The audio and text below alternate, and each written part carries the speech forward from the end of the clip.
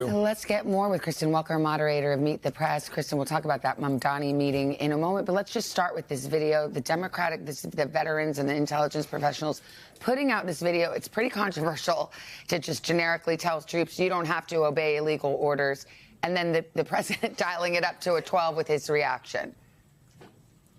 Well, Savannah, that's absolutely right. And look, I've been talking to lawmakers on both sides of the aisle. They say they are deeply uncomfortable with the president's rhetoric because political violence is on the rise in this country. They're worried that any reference to violence will only contribute to what's frankly an already tense political climate. Now, while many Republicans have criticized the Democrats' message of not obeying military orders, they don't think that necessarily justifies the president's response.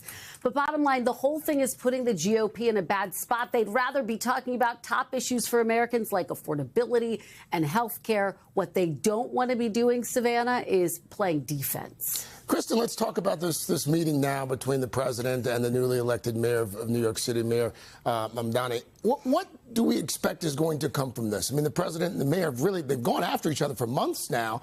What's the realistic expectation here?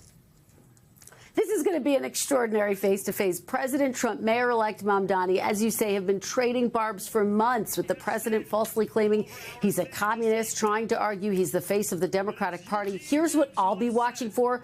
President Trump has threatened to cut off some funding to New York and even send the National Guard. Will Mayor-elect Mamdani get him to change his mind? Will this be a cordial meeting, or could we see another blow-up like we saw with President Zelensky of Ukraine? And finally, will we see the parallels between these two men on display? Remember, Mamdani and 2016 Trump both ran without the support of their party. Both had been counted out and had these improbable victories. Both found a way to energize voters who typically sit on the sidelines. So it's fascinating to think about those parallels. Will we see any of those at the forefront in this meeting today? This is a highly consequential meeting for both of these men and their parties. And Craig and Savannah owe to be a fly on the wall. Yeah, good point. Kristen.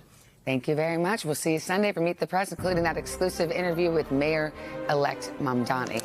Hey, thanks for watching. And don't forget, you can catch the Today Show every morning on NBC, or take Today when you're on the go. Just follow the Today podcast on Apple Podcasts, Spotify, or wherever you listen.